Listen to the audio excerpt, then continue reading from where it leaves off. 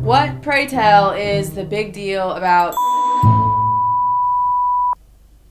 Hey guys, we don't need to bleep out... I don't know, maybe we should. Gut, gross, poop, gut, yuck. Maybe tummy health? Whatever. But no gut, yuck. No gut, yuck.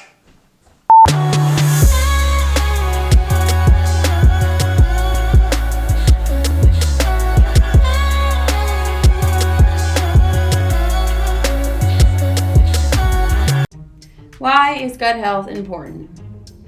I know gut health is all the new rave because it's a new sexy way to lose weight. Except it's not very new. It's actually not new at all. The concept of gut health has been around forever, and it is important for so many other things outside of just weight loss. Many practitioners will tell you that just about any disease out there can be linked back to the gut. So if gut health is crucial for disease prevention, just think about how amazing it can be to optimize the use of your life vehicle for whatever you want to do with it. Side note, for those who are looking into the concept of gut health to lose weight, that's awesome. You should totally do it. But I would recommend reframing the goal to be improving overall health from the inside out. A healthy and holistic lifestyle will give way to an appropriate weight. Weight loss by no means equates to health. I can personally attest to this. I don't think I've been overweight a day in my life, and I used to think that meant I was invincible and in pristine health, and I was wrong. Very wrong. Alright, so what are some culprits of gut dysfunction and poor gut health? Well, there are several out there, including medication, food allergies, food sensitivity, stress, flora imbalance, which basically just means an imbalance between your good and bad gut bacteria, yeast, inflammation, dehydration, and whatever else I can't think of right now. So how do we even know if our gut health is bad off? Like, what are the signs? Signs that you could have poor gut health are actually things that we wouldn't even normally associate with the gut. Things like skin problems, brain fog, fatigue, hormone imbalance, joint pain, insomnia, and then there are the things that are associated with the gut, like bloating, indigestion, reflux, diarrhea, constipation. The list goes on. So if you've been having things like this going on for a long time, it could be a sign that your gut ain't doing so hot and your body is trying to tell you something. So there's countless ways and programs and whatever that you can do to improve your gut health. I'm just going to give you about 4 things that you can do on your own to improve your gut health. Number 1, improving the gut flora, which is the amount of good gut bacteria that you have in your intestines. So one way of doing this, which you guys are gonna love, is vegetables. Yes. Incorporating more vegetables. And I say this because veggies are often the most difficult part for people to incorporate in their diet in appropriate amount. But vegetables have so many properties that are healing to the gut. And I do recommend that you go organic whenever you can. Raw veggies are typically the best, or just lightly cooked so you don't cook out all the good properties that you want from the vegetables. So, for example, breakfast time. Instead of breakfast looking like this, could breakfast look like this?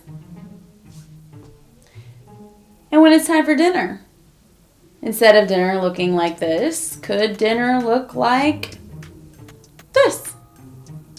And I would encourage you, if you don't already, to eat what's in season. Get curious about what's in season. That way you're keeping a better variety in your diet, thereby decreasing the chances that you might develop food sensitivities over time, which I can go over in a separate video. I think that's all I had to say about that. Number 2, elimination, also known as pooping. We all need to poop. And pooping is important because poop is waste. And if our poop is just sitting in our bowels for days on end, that's toxins that our body wants to get rid of, that it's eventually going to reabsorb into your body, disrupting your lining of your gut, your hormones, all this crazy stuff. So that means we're eating a diet that has a lot of good fiber in it, which brings me back to the veggies. It means we're hydrating ourselves. A dehydrated bowel is a bowel that doesn't want to push out the poop. So we want to poop, ideally, and this can be very difficult for some people, but ideally we want to have one bowel movement for every major meal that you have. But If you can poop once a day, I think you're doing just fine. Number 3, a bowel detox. And there are many different ways, many different systems that you can use, many brands that you can use to detox your bowel. I use an herbal system by Dr. Schultz. I do that maybe about 1 to 3 times a year, I would say. You can cleanse the gut with teas. Certain types of fasting are good for healing the gut as well. It's all about knowing your options, knowing what's out there, knowing what might work best for you. And then if you feel like you need some more guidance through this process, or you have a condition that's more serious and you want a professional to help you through it, there's a lot of practitioners in herbal medicine and functional health who you can consult with, and they can help you through the bowel cleanse. Number 4, and this one's going to be a doozy as well. Stress reduction. There's countless literature out there on the brain and gut connection. Gut affects the brain affects the gut. 90% of your serotonin is produced in your gut. So 90% of your happy juice is produced in your gut. So if you've got bad bacteria stirring in there, that's going to affect that production of serotonin. And on the flip side, if you have a lot of stressors and mentally things going on, it's going to affect the function of your gut. So, yes, I know stress reduction is like, okay, how do I do that? But at the end of the day, you have to take a look at things and decide, is this thing that is causing stress in my life really worth my health? And thereby, is it worth possibly not being able to do the things that I came here to do in this life? Okay, so I guess I lied. I'm going to give you 5 things, 5.5 things. I don't know. There's a little asterisk at the end of everything I just said. Another thing that will help your gut health is to keep out the preservatives and the fillers and all the other crap that's in our foods that we don't need. So for instance, instead of going for a food label that looks like this, maybe replace it with a food label that looks like this. Yes.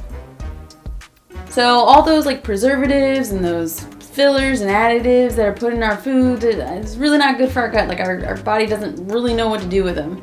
So can we substitute a lot of the things that we already eat with a version of it that has a lot less of the crap that we don't even need in it? If you can find ways to do that, that's also going to help improve your gut health and overall health.